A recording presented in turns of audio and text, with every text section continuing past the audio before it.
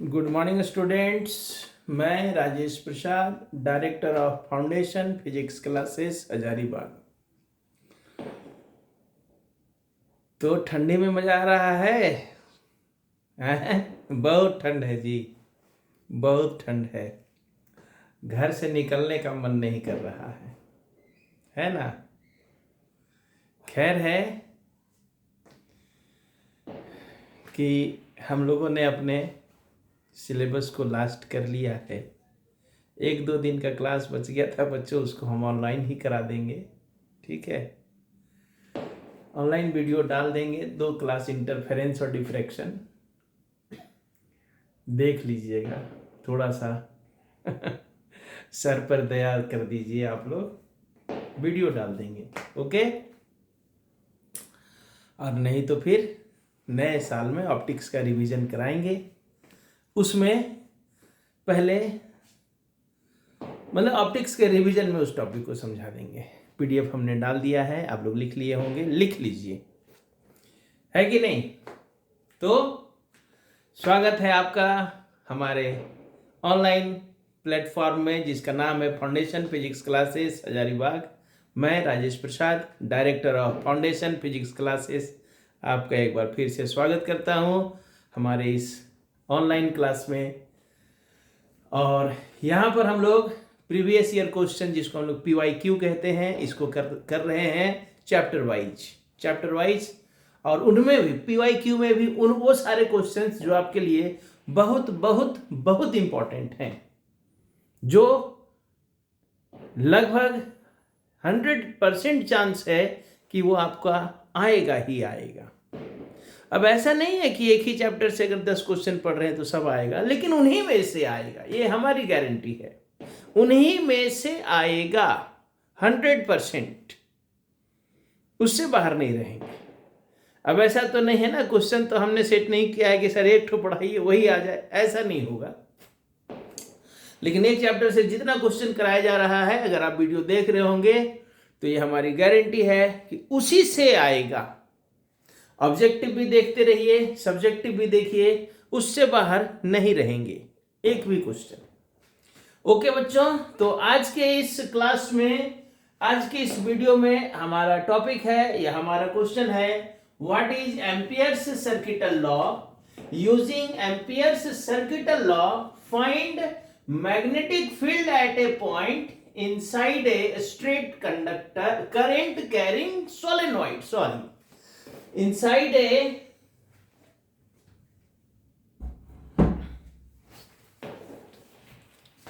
straight solenoid। तो इसमें सबसे पहले लॉ को जानते हैं, उसके बाद किसका मैग्नेटिक फील्ड निकालना है, सोलेनॉइड का।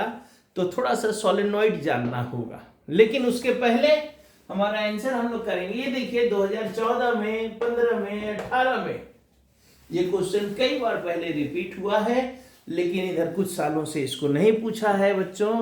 तो आपके लिए तो बहुत बहुत बहुत इंपॉर्टेंट है। इस टॉपिक से हम लोग बात करेंगे। एक तो हमने पिछला वीडियो में जो डाला था, वीडियो 1 में, बायोट एंड सवार्ट लॉ और उसका एप्लीकेशन, सर्कुलर कॉइल का मैग्नेटिक फील्ड एक्सिस के किसी पॉइंट पर, और ये दूसरा क्वेश्चन। इन दोनों क्वेश्चन में से 100% है कि एक क्वेश्चन रहेगा, ठीक है। इसके बाद एक क्वेश्चन और बनता है, मूविंग कॉइल गैल्वेनोमीटर, जो कि 24 में पूछा है, आपके लिए भी पूछ सकता है। तो इस लेसन से टोटल 3-4 क्वेश्चन बनेंगे बच्चों। पिछले वीडियो में भी हम लोग बात किए थे। आज चलिए एम्पियर सर्किटल लॉ देखते हैं। तो ये एम्पियर सर्किटल लॉ है क्या? सबसे पहले बात करेंगे एम्पियर सर्किटल लॉ है क्या, है ना। तो एम्पियर सर्किटल लॉ को जानने के लिए हमको फिर से इस लेसन के शुरुआत से स्टार्ट करना होगा। इस लेसन में हम लोग पढ़ क्या रहे हैं, तो ऑर्स्टेड ने एक्सपेरिमेंटली एक घटना को देखा। उन्होंने क्या देखा कि अगर किसी कंडक्टर से करंट फ्लो करता है तो उसके चारों ओर एक मैग्नेटिक फील्ड क्रिएट हो जाता है ना।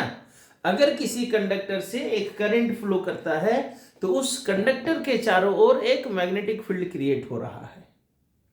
ये ऑर्स्टेड ने इसको देखा और बताया, इसीलिए इसका नाम है मैग्नेटिक इफेक्ट ऑफ करंट या मूविंग चार्ज एंड मैग्नेटिज्म।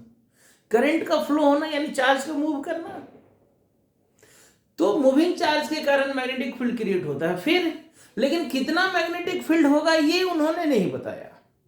इसको बताया कौन? Biot and Savart. Biot and Savart gave the magnitude of magnetic field. तो एम्पियर भी उसी घटना को थोड़ा आगे बढ़ाते हैं। इन्होंने भी कोई नया कंसेप्ट नहीं दिया। जिस तरह से याद होगा, हम लोग इलेक्ट्रोस्टैटिक्स में एक क्वेश्चन पढ़े थे, गॉसेस थ्योरम। गॉस ने कोई नया कंसेप्ट नहीं दिया, उन्होंने एक फॉर्मूला दिया किस चीज का? फ्लक्स को निकालने का, एक क्लोज सरफेस का फ्लक्स। ठीक उसी तरह से इन्होंने भी एक वो जो करंट कैरिंग कंडक्टर के चारों जो मैग्नेटिक फील्ड प्रोड्यूस हो रहा है, उस मैग्नेटिक फील्ड का एक क्लोज पाथ को लेकर के उस पूरे पाथ के मैग्नेटिक फील्ड का सम दिया। स्टेटमेंट क्या कह रहा है? Ampere circuital law. क्या है भाई एम्पियर सर्किटल लॉ? तो according to this law,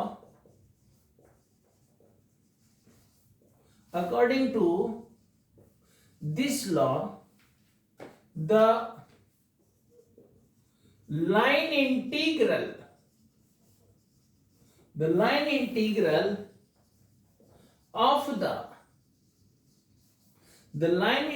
of the magnetic field of a close path around a current carrying conductor is equal to the mu naught times of the total current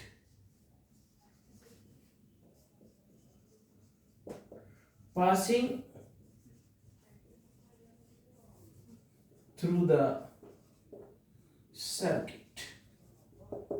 ये है बाबा आपका ampere से circuital law, है ना। क्या है sir, लिख तो दिए लेकिन धसा कुछ नहीं। ऐसा भी नहीं है, हम कल भी हर वीडियो में बात बोल रहे हैं, ऐसा नहीं है कि आप फर्स्ट टाइम पढ़ रहे हैं। ये हमारा रिवीजन क्लास है, इसलिए ऐसा तो नहीं है कि सर कुछ धस ही नहीं रहा है, ऐसा नहीं ना है, बस रिवाइज कर रहे हैं। तो चलिए, लेकिन कोई बात नहीं, फिर भी नहीं धसा सर, पढ़े थे उस समय भी नहीं धस रहा था, अभी भी नहीं धसा। एक बार फिर हम समझाते हैं, क्योंकि अगर इस बार नहीं धसे तब तो दिक्कत है ना। चलिए, इस बार तो धसना ही चाहिए। क्या है कि भाई 1 महीने के बाद एग्जाम है, हैं? आज कितना तारीख हो गया? आज 28 हो गया ना बच्चों, क्या? और यही 7 को आपका फिजिक्स का एग्जाम कंप्लीट हो चुका होगा फरवरी में। तो कुल मिलाकर के आपके पास ओनली 30 डेज टाइम्स है, 30 डेज का ही टाइम है ना।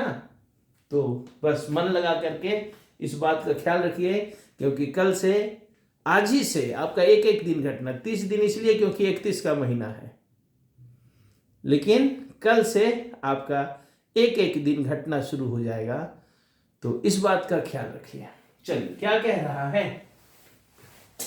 कह रहा है कि अगर हमारे पास एक सर्किट है,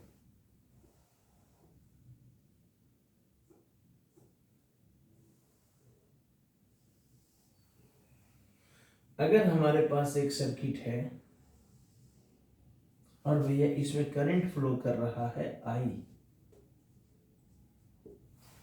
तो हम जान रहे हैं कि जब इसमें करंट फ्लो कर रहा होगा तो ऑर्स्टेड ने बताया, क्या बताया भाई, ऑर्स्टेड ने बताया कि जब करंट फ्लो करेगा तो इसके चारों ओर मैग्नेटिक फील्ड क्रिएट होगा, होगा ना यहां पर।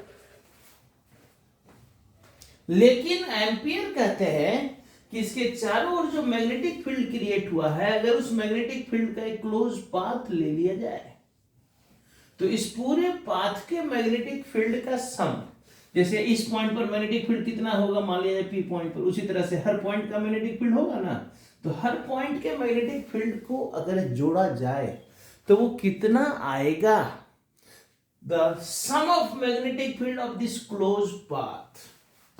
इंटीग्रेशन का यूज कहां करते हैं, तो जोड़ने के लिए ना, तो वही कर रहा है लाइन इंटीग्रल। क्यों? क्योंकि इस लेंथ में सम निकालना है। जहां अगर पूरे एरिया का सम करना होता मैग्नेटिक फील्ड का तो सरफेस इंटीग्रल, वहां क्या करते हैं हम लोग, सरफेस इंटीग्रल। लेकिन हमको इस पाथ के मैग्नेटिक फील्ड का सम, पाथ के मैग्नेटिक फील्ड का सम यानी कि पाथ का क्या होता है, लेंथ होता है।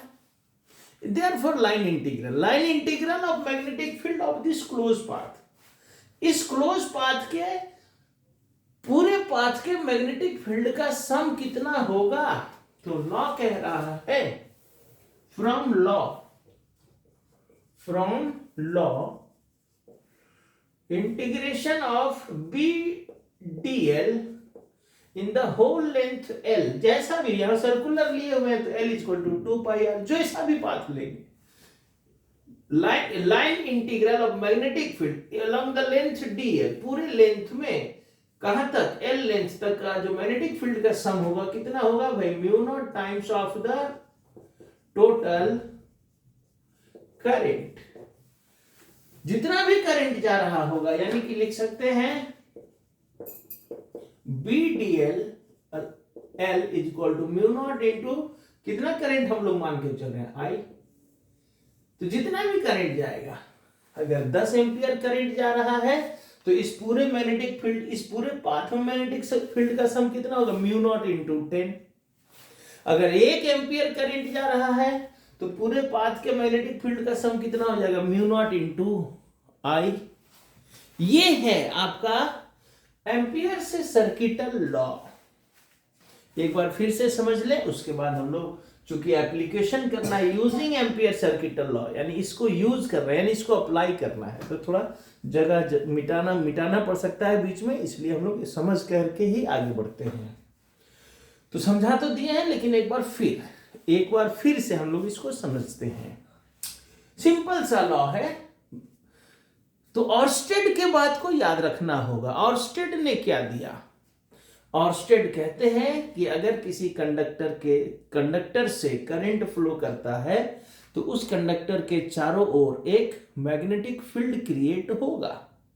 ओके बच्चों, लेकिन कितना मैग्नेटिक फील्ड क्रिएट होगा इसको नहीं बताया उन्होंने। किसी कंडक्टर से जब करंट फ्लो करेगा तो उसके चारों ओर कितना मैग्नेटिक फील्ड क्रिएट होगा इसको उन्होंने नहीं बताया। किन्होंने, ऑर्स्टेड ने। तो इस बात को बायोट एंड सवार्ट ने पहले उस जो मैग्नेटिक फील्ड क्रिएट हुआ है उस मैग्नेटिक फील्ड का मैग्नीट्यूड को निकाले। कितना, तो जो भी है KIDL sin theta by R square हम लोग निकाले थे, लेकिन वो एक पॉइंट का दिए। लेकिन एम्पियर क्या कहते हैं कि अगर इसके चारों ओर, इस कंडक्टर के चारों ओर जो मैग्नेटिक फील्ड क्रिएट हुआ, अगर उस मैग्नेटिक फील्ड का एक क्लोज पाथ बना ले, एक रास्ता बना ले अपने मन से, तो उस पूरे पाथ के हर पॉइंट के मैग्नेटिक फील्ड का सम कितना होगा। यहां इस पॉइंट पर मैग्नेटिक फील्ड होगा कुछ, इस पॉइंट पर भी, इस पॉइंट पर भी, इस पॉइंट पर भी, पूरे पाथ के हर पॉइंट पर मैग्नेटिक फील्ड का वैल्यू कुछ ना कुछ होगा ना। तो अगर हर पॉइंट के मैग्नेटिक फील्ड को जोड़ दिया जाए तो वो उसका वैल्यू कितना होगा। तो एम्पियर ने कहा कि अगर इस क्लोज पाथ के हर पॉइंट के मैग्नेटिक फील्ड को जोड़ा जाएगा तो रिजल्ट कितना आएगा, तो mu naught times of the total current passing through the circuit. इस सर्किट में जितना भी करंट जा रहा होगा उसका म्यू नॉट टाइम्स। अब चूंकि सम करने के लिए इंटीग्रेशन यूज करते हैं इसलिए स्टेटमेंट में इंटीग्रेशन यूज किया गया है। लाइन इंटीग्रल यानी लेंथ में इंटीग्रल, क्योंकि पाथ का सम करना है and path has length only not area. The line integral of magnetic field of this close path around the current carrying conductor is equal to mu naught times of the total current passing through the circuit. Okay, अब यहां से इसका हमको magnetic field at a point हमको निकालना है। Magnetic field at a point inside a क्या current carrying solenoid है ना। सोलेनॉइड के अंदर में करंट कैरिंग सोलेनॉइड, भाई करंट कैरिंग हो गया तो मैग्नेटिक फील्ड तो होगा ही, है ना। करंट कैरिंग हो गया तो मैग्नेटिक फील्ड तो होगा ही होगा। तो उस सोलेनॉइड के अंदर में, उस सोलेनॉइड में करंट जा रहा है। अब यहां पर सबसे पहले ना सोलेनॉइड क्या होगा ये समझना होगा। तो सोलेनॉइड कुछ नहीं है, एक ऐसा सिलिंड्रिकल रॉड ले लीजिए और इस पर तार को लपेटिए, तो जो तार का शेप बनेगा ऐसा लिखते हैं पहले। Consider a current carrying solenoid, एक करंट कैरिंग सोलेनॉइड ले लिया जाए। तो सोलेनॉइड कैसे लिया जाएगा भाई, क्या किया जाए? तो वही बात कर रहे थे कि सोलेनॉइड है क्या। तो एक ऐसा सिलिंड्रिकल रॉड ले लीजिए और इस सिलिंड्रिकल रॉड के ऊपर में तार को लपेटिए। कैसा शेप बनेगा बताइए? तो तार को अगर इस सोलेनॉइड के ऊपर, इस वायर, इस सिलिंड्रिकल लंबा रॉड के ऊपर लपेटेंगे तो स्प्रिंग का शेप बनेगा। तो ये जो स्प्रिंग का शेप बना वायर का, इट इज ए सोलेनॉइड। ऐसा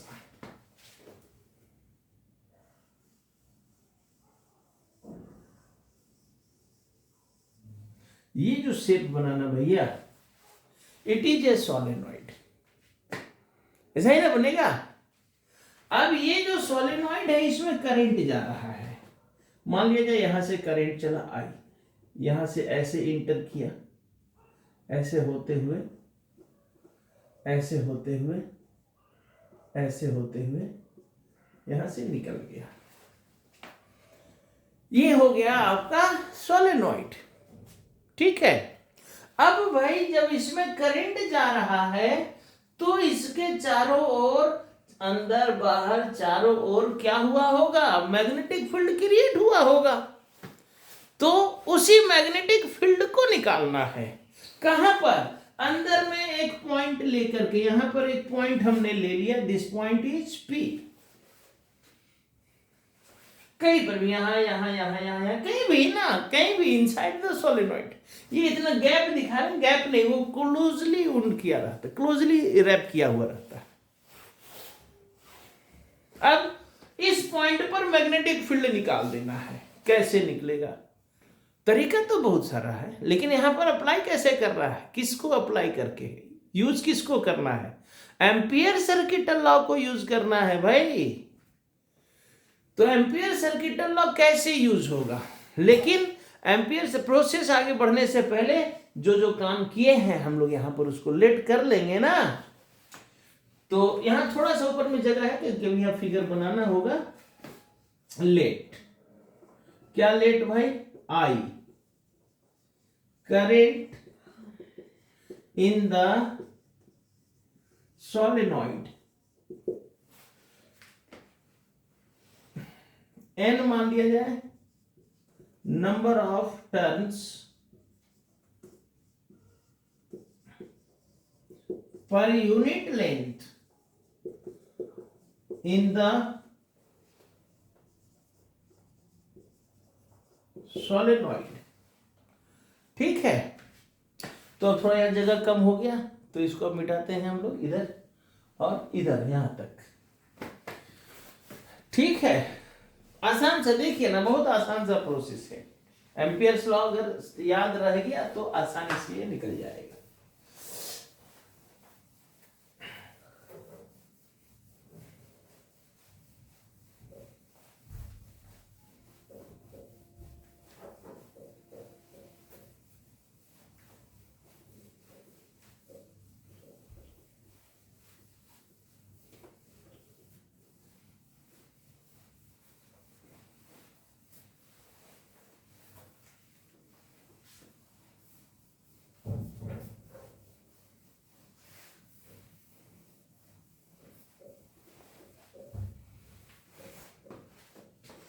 यहाँ पे बेटा हिले एक ही बार।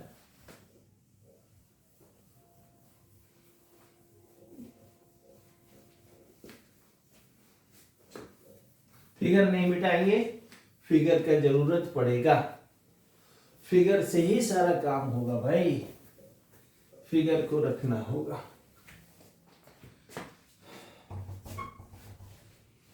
चलिए देखा जाए, ये n ले लिया, i ले लिया, और अब p ले लिया जाए। p क्या है? ए पॉइंट, कहां पर? Inside the solenoid. किस लिए लिया गया है ये point? At which we have to find क्या? मैग्नेटिक फील्ड यानी बी। पी पॉइंट पर क्या करना है? मैग्नेटिक फील्ड निकालना है। ओके, अब कैसे निकाला जाए? अब यहां पर हम लोग प्रोसेस में आते हैं। एक सॉलिनॉइड ली, करंट फ्लो कराए। अच्छा, एक और जरूरी बात कि सॉलिनॉइड में जब करंट फ्लो कराते हैं ना, तो it behaves like a strong bar magnet. काफी पावरफुल, चूंकि तार सटा सटा हुआ रहता है ना लपेटते समय, तो बहुत पावरफुल एक मैग्नेट। और ये बार मैग्नेट, दंड चुंबक, छड़ चुंबक जिसको कहते हैं, उसके जैसा बन जाता है। तो जब ये बार मैग्नेट बन जाएगा तो उसका नॉर्थ और साउथ किधर बनेगा? तो नॉर्थ और साउथ पहचानने के लिए अगर करंट जहां से इंटर किया, अगर वहां ये क्लॉकवाइज इंटर किया, क्लॉकवाइज, तो वहां साउथ बनेगा। इंटर कहां से कर रहा है ये ध्यान रखना है। तो यहां से देखिए इंटर किया ना, तो यहां पर बन जाएगा साउथ और यहां बन जाएगा नॉर्थ। अगर इंटर करते समय एंटी क्लॉकवाइज इंटर किया रहता, तो जहां से इंटर कर रहा है वहां बन जाता नॉर्थ, दूसरा एंड अपने आप साउथ। और जो मैग्नेटिक फील्ड क्रिएट हुआ उसका डायरेक्शन नॉर्थ से साउथ। ये सभी बातें, चूंकि यहाँ सॉलिनॉइड का एप्लीकेशन करना है, सॉलिनॉइड नहीं पढ़ाना है। जब लेकिन ऑफलाइन में जब हमने सॉलिनॉइड पढ़ाया था वहाँ सब कुछ कराया था। ज़्यादा बात करेंगे वीडियो लंबा हो जाएगा। हमको सिर्फ टॉपिक कैसे क्वेश्चन को लिखना है, बस उतना ही बात लिखेंगे हम लोग। ओके बच्चों, चलिए तो अब बात कर रहे हैं कि सर अब एम्पियर सर्किटल लॉ यूज करके, एम्पियर सर्किटल लॉ अप्लाई करके हमको क्या करना है? इस सोलेनॉइड का मैग्नेटिक फील्ड निकालना है पी पॉइंट पर। इस पी पॉइंट पर मैग्नेटिक फील्ड निकालना है बच्चों। कैसे निकाल लिया जाए? तो एम्पियर सर्किटल लॉ लगा करके। तो सर अब एम्पियर सर्किटल लॉ अप्लाई कैसे करेंगे, ये बात है ना? अरे बाबा सीधा सा बात है, एम्पियर सर्किटल लॉ अप्लाई करने के लिए हमारे पास एक क्लोज पाथ होना चाहिए। याद है क्या? गॉस थ्योरम का एप्लीकेशन या कोई भी थ्योरम का, कोई भी थ्योरम को अप्लाई करने के लिए पहले उस थ्योरम का कंडीशन लाना होगा ना, तब तो हम लोग उस थ्योरम। अरे भाई पाइथागोरस थ्योरम अप्लाई करना है आपके पास, ये क्या इक्विलैटरल ट्रायंगल अप्लाई होगा। लेकिन हम जान रहे हैं कि सर ये प्रॉब्लम पाइथागोरस से ही बनेगा, तब वहां पर एक परपेंडिकुलर डालना ना होगा। तो ठीक उसी तरह से हमको इस पॉइंट P पर मैग्नेटिक फील्ड निकालना है। लेकिन अप्लाई करना है एम्पियर सर्किटल लॉ, और एम्पियर सर्किटल लॉ तो भाई तभी अप्लाई होगा जब हमारे पास एक क्लोज पाथ होगा, और जब क्लोज पाथ नहीं है तो पहले क्लोज पाथ लेना होगा, और फिर उस क्लोज पाथ का हम लोग क्या करेंगे, 2 बार मैग्नेटिक फील्ड का सम निकालेंगे, एक बार डायरेक्ट एम्पियर्स लॉ लगा करके, और एक बार वही पूरे पाथ का एक एक करके जोड़ेंगे हर पॉइंट का। देखा जाए कैसे। तो यहां पर सबसे पहले हमारा प्रोसेस में सबसे पहला काम होगा, now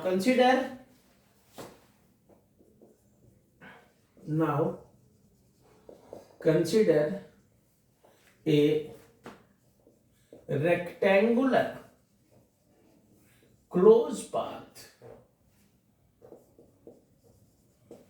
path of the magnetic field around the solenoid passing through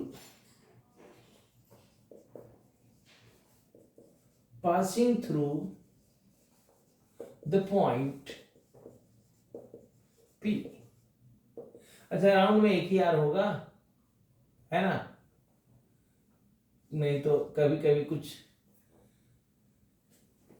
चपड़गंजू type के लोग जो है ना, वो स्पेलिंग में भी कमेंट करते हैं, अरे सर तो स्पेलिंग भी नहीं लिखे।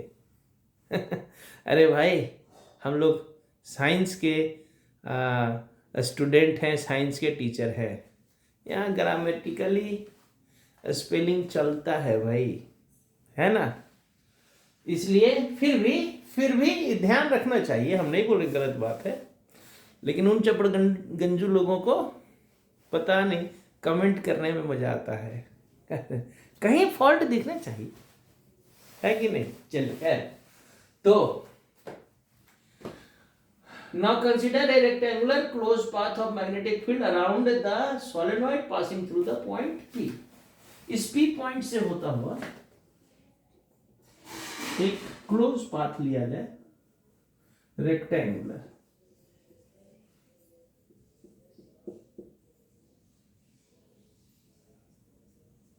ये A B C D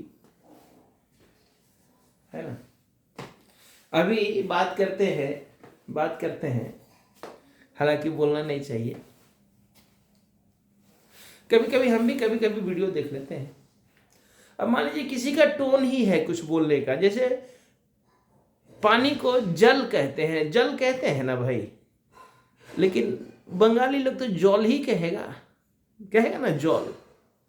तो मान लिया जाए अगर हम लोगों का टंग ही है, हम लोगों का आदत ही पड़ गया है ना, शिक्षा मंत्री, तो जो शिक्षा है उसको शिक्षा कौन कहता है, शिक्षा मंत्री के डायरेक्ट भाई कहते हैं ना। अब इसमें क्या कमेंट करना है भाई, है कि नहीं, क्या कमेंट करना है। हमारा तो आदत हो चुका है, हम लोग अपने आप को हम कहते हैं। मैं कब कहते हैं, सुने हैं किसी को मैं? अरे भाई, जहां लोग कहते हैं दिल्ली हरियाणा पंजाब तरफ मैं, वहां चलता है। झारखंड में तो मैं को भी हम ही कहते हैं, और बहुत सारे हैं तो भी हम ही कहते हैं। अब इसमें लेकर के क्या किसी के ऊपर कमेंट करना है। जो टंग है वो तो रहेगा ना, है? जो जीभ को आदत पड़ चुकी है वो तो बोलेगा, लेकिन लिखते तो हम लोग सही ही है क्या। तो इसमें क्या कमेंट करना है। कभी कभी देखते हैं हम भी, मन करता है बोलने का, नहीं बोलना चाहिए। खैर कोई बात नहीं, अब ये सब कोई बात नहीं है, ये सब कोई बात नहीं है भाई। बात है क्या, कोई बात नहीं है। हमको हम ही कहेंगे, कोई लाख बुराई करे ना मेरा, हम तो मैं कभी नहीं कहेंगे, और आप भी नहीं कहते होंगे मैं ये करूंगा सर, मैं वो करूंगा सर, कितना ओड लगने लगेगा। नहीं, हम तो हम ही कहते हैं और खुश हैं हम में। चलिए आइए टॉपिक पर बात करते हैं। ये हमने एक मैग्नेटिक फील्ड का पाथ ले लिया, और इस पूरे पाथ के मैग्नेटिक फील्ड का सम निकाल दीजिए। लेकिन इस पूरे पाथ के मैग्नेटिक फील्ड का सम निकालने के लिए सबसे पहले हमको क्या चाहिए? अब सबसे पहले हमको नहीं ना, मुझे क्या चाहिए? ऐसा कभी निकलेगा मुंह से? नहीं निकलेगा। अरे चलिए अब इस बात पर चर्चा नहीं करते हैं, राइट। सबसे पहले हमको क्या चाहिए कि सर इस जहां तक ये हमारा पाथ हुआ है यहाँ पर कितना करंट जा रहा है, तो सब लेट कर लिया जाए। यहाँ पर let A B is equal to L equal to length of the path, length of the path, length of the path. क्या अब तो length of the path, therefore total number of turns in this length, in this length equal to क्या हो जाएगा? n into L. क्यों? Unit length में हमारे पास n turn है, तो l लेंथ में कितना हो जाएगा? nl हो जाएगा, हो जाएगा ना। अब एक लूप में कितना करंट सर्कुलेट कर रहा है? I, तो देयरफॉर टोटल करंट सर्कुलेटिंग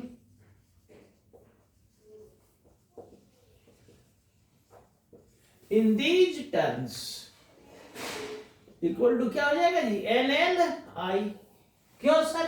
तो एक लूप में एक टर्न में आई करंट, फिर दूसरा में आई, फिर तीसरा में आई, फिर चौथा में आई, फिर पांचवा में आई, तो total current circulating in this length, in this length यहां से ए से बी तक कितना करंट सर्कुलेट कर रहा है? तो जितना टर्न हुआ, कितना टर्न हुआ भाई? NL, तो NL I।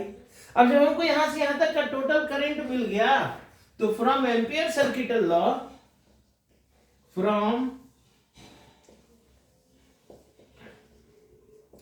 Ampere's circuital law, from Ampere's circuital law क्या? इस पूरे पाथ के मैग्नेटिक फील्ड का सम BDL ऑफ द लेंथ कितना हो जाएगा भाई? ABCDA, इस पूरे लेंथ में मैग्नेटिक फील्ड का सम यहां से ABCDA पूरे लेंथ में ना, mu naught times of the total current, यही ना, यानी कि लिख सकते हैं म्यू नॉट इंटू कितना? टोटल करंट क्या है? NL I सर, ये आ गया इस पूरे पाथ के मैग्नेटिक फील्ड का सम बाय यूजिंग एम्पियर्स लॉ। लेकिन इस पूरे पाथ के मैग्नेटिक फील्ड के सम को हम लोग एक और तरीके से निकाल सकते हैं सर। कैसे? तो एक एक करके हर पाथ का, हर पार्ट का, हर पोर्शन का मैग्नेटिक फील्ड का पहले ए से बी तक सम निकालिए, फिर बी से सी तक, फिर सी से डी तक, फिर डी से ए तक, सबको जोड़ दीजिए। यानी कि इसको इक्वेशन 1 मान के छोड़े। अब यहां पर लिख सकते हैं also integration of BDL ABCDA is equal to क्या करे भाई? तो एक बार BDL करा दीजिए, कहां तक? BDL A से B तक। फिर एक बार BDL करा दीजिए, कहां तक? B से C तक। फिर एक बार BDL करा दीजिए, कहां तक? C से D तक। फिर एक बार BDL करा दीजिए, कहां तक? सर D से A तक। क्या? तो हम डायरेक्ट एम्पियर्स लॉ लगा करके सब निकाले, या फिर एक एक करके हर पार्ट के, हर पोर्शन का मैग्नेटिक फील्ड का सब निकाले? निकल तो इसी का रहा है ना। अब दोनों से जो मैग्नेटिक फील्ड निकलेगा उनको इक्वेट करा देंगे, वहां से B का वैल्यू निकल जाएगा। अब यहां पर जो मैग्नेटिक फील्ड का डायरेक्शन हुआ था भाई, आपको पता है नॉर्थ से south, this is the direction of magnetic field. तो अब आप देखिए ना, यहां से जो मैग्नेटिक फील्ड का डायरेक्शन है और जो लेंथ B से C वाला पोर्शन है, B से C का लेंथ है इधर और मैग्नेटिक फील्ड इधर, परपेंडिकुलर 90 डिग्री। फिर यहां से A से D के लिए भी वही बात है। तो पहले तो इसको डॉट प्रोडक्ट से जब हम हटाते हैं, क्या मिल जाएगा? BDL कॉस थीटा 1 ए से बी, यहां ए से बी नीचे ही लिखिए, ज्यादा अच्छा रहेगा, ए बी। फिर इसको लिखते हैं बी सी, फिर इसको लिखते हैं सी डी। लेंथ को दिखाना है ना, पॉइंट ऐसे लिखने से पॉइंट का मतलब निकल जाएगा, डी से ए। लेंथ, लेंथ यानी A B length, B C length, C D length, D A length, ऐसा लिखेंगे। ए से बी नहीं लिखेंगे, ए से बी भी लिख सकते हैं, बट वहां पर ना वो पॉइंट को रिप्रेजेंट करने लगेगा, इसलिए लेंथ के अलोंग करना है तो ए बी लिखा जाएगा, plus B D L cos theta 2 B C, plus B D L cos theta 3 C D, plus B D L cos theta 4 D A. अब यहां पर देखिए थीटा 1, थीटा 2, थीटा 3, थीटा 4 क्या था, बी और डी एल, मैग्नेटिक फील्ड और length, जिस length के अलोंग हम उसका सम कर रहे हैं, उस लेंथ के बीच का एंगल, बी और डीएल के बीच का एंगल। तो बी तो इधर हुआ, और लेकिन अगर बीसी वाला लेंथ ले तो ये दोनों परपेंडिकुलर, और डीए वाला लेंथ ले, यानी कि हम लिखेंगे हियर थीटा 2 बीसी और DA is equal to theta 4 equal to 90 degree. तो ये इक्वेशन कैसा हो जाएगा sir, B D L A B C D A is equal to बच जाएगा B D L cos theta 1 A B plus B D L cos theta 3 C D. क्यों sir, तो अरे cos 9 theta 2 cos 90, theta 4 cos 90 और cos 90 0। अब लेकिन ये जो सी से डी वाला पोर्शन है सोलेनॉइड से बाहर है, और सोलेनॉइड के अंदर का जो मैग्नेटिक फील्ड तो काफी स्ट्रांग होता है बाहर के कंपैरिजन में। तो हम बाहर वाले को क्या कर सकते हैं, अंदर से जब कंपैरिजन कराएंगे तो उसको हम नेग्लेक्ट करा सकते, लिखेंगे हियर ऑल्सो, हियर तो एक बार लिख चुके, also integration of B D L cos theta 3 C से D lies outside the solenoid। अब फिगर का काम, एक चीज का ध्यान रखेंगे फिगर में कि जब ए से बी का काम करेंगे, ए से बी का देख रहे हैं ना, ए से बी का काम करेंगे तो जिधर लेंथ है उसी डायरेक्शन में फील्ड है, यानी थीटा 1 जो हो जाएगा हमारा थीटा 1 ए से बी वाला केस 0, क्योंकि जगह नहीं है तब इसको मिटाते हैं। लेकिन इस बात का ख्याल रखेंगे ए से बी के लिए हमारा लेंथ जिधर है उधर ही फील्ड का डायरेक्शन है, एंगल 0। बस थोड़ा सा मिटा लेते हैं, फिगर का ख्याल रखेंगे।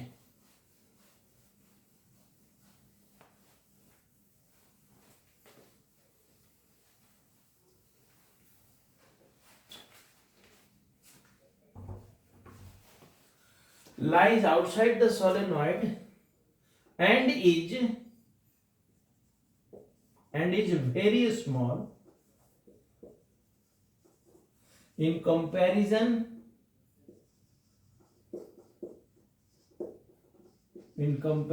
with inside, so it can be neglected। अब देखिए, तो जब इसको नेग्लेक्ट करा सकते हैं अंदर वाले के साथ कंपेयर करा करके, तो फिर finally integration of B D L A B C D A कितना बच गया, B D L cos theta 1 A से बी। लेकिन यहां पर थीटा 1 क्या हो जाएगा जी, 0 डिग्री, तो ये हमारा बी डी एल कितना हो जाएगा,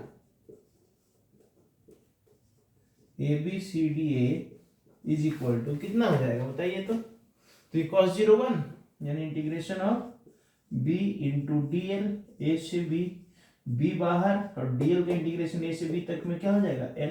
ए से बी तक का लेंथ कितना माने थे देखिए ना, ए बी कितना माने हैं, l हो गया। तो ये जो मैग्नेटिक फील्ड निकला ना भाई, ये यही काम यहां भी किया गया था, लेकिन ये जो काम किए थे हम लोग एम्पियर्स लॉ लगा करके किए, और ये काम अलग अलग हर एक पोर्शन का अलग अलग जोड़ करके किए। इन काम तो दोनों एक ही पाथ का किया गया है, ए बी सी डी ए का ही ना किया गया, तो दोनों तो सेम होना चाहिए, तो बस हो गया। तो जब दोनों सेम है तो इसको इक्वेट करा दीजिए ना, equating 1 and 2,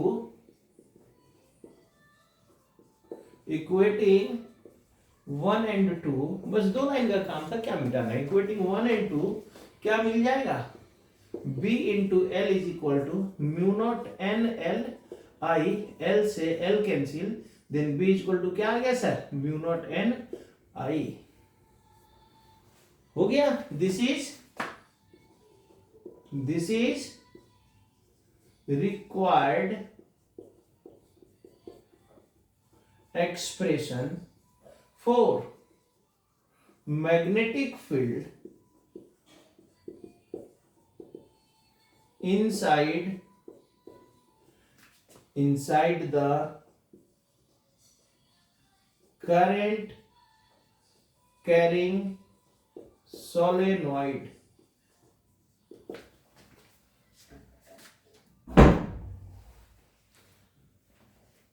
Inside the current carrying solenoid. चलिए एक बार प्रोसेस को फिर से समझ लिया जाए, आसान सा था। शुरुआत से, शुरुआत क्या था, तो क्वेश्चन था कि आपका ये जो है कौन, ampere circuital law, what is ampere circuital law, ये था ना। तो आपको बताए एम्पियर सर्किटल लॉ क्या था। तो एम्पियर ने क्या दिया, the line integral of magnetic field of a closed path around a current carrying conductor, किसी करंट कैरिंग कंडक्टर के चारों ओर अगर एक क्लोज पाथ लिया जाए तो उस क्लोज पाथ के हर पॉइंट के मैग्नेटिक फील्ड का सम, इसी को लिखा गया है line integral of magnetic field of A close path. उस क्लोज पाथ के मैग्नेटिक फील्ड का जब इंटीग्रेशन कराया जाएगा उस पूरे लेंथ में, उस क्लोज पाथ के लेंथ में, तो कितना होगा, तो कहता है mu naught times of the total current. अब इसी बात का यूज करके हमको एक सोलेनॉइड का क्या करना है, एक सोलेनॉइड का करंट कैरिंग सोलेनॉइड के अंदर एक पॉइंट लेकर के उसका मैग्नेटिक फील्ड निकालना है। ठीक है बच्चों। तो जब हम एक करंट कैरिंग सोलेनॉइड लेते हैं तो हमको पता है कि सोलेनॉइड क्या है। तो अगर एक वायर को एक सिलिंड्रिकल रॉड के ऊपर लपेटते हैं तो जो वायर का जो शेप बनता है वो है सोलेनॉइड। और जब एक सोलेनॉइड में करंट फ्लो कराया जाता है then the solenoid behaves like a strong bar magnet. जब बार मैग्नेट बन जाएगा तो अंदर में मैग्नेटिक फील्ड काफी स्ट्रॉन्ग होगा, उसी मैग्नेटिक फील्ड को निकालना है। तो जब बार मैग्नेट होगा तो मैग्नेटिक फील्ड का डायरेक्शन हो जाएगा नॉर्थ से साउथ। नॉर्थ कहां बना, साउथ कहां बना, आपको बताए। तो अब मान लिया जाए तो एम्पियर सर्किटल लॉ लगाने के लिए हमको सोलेनॉइड के चारों ओर एक क्लोज पाथ लेना होगा ना। तो हम लोगों ने रेक्टेंगुलर क्लोज पाथ ले लिया ए बी सी डी ए।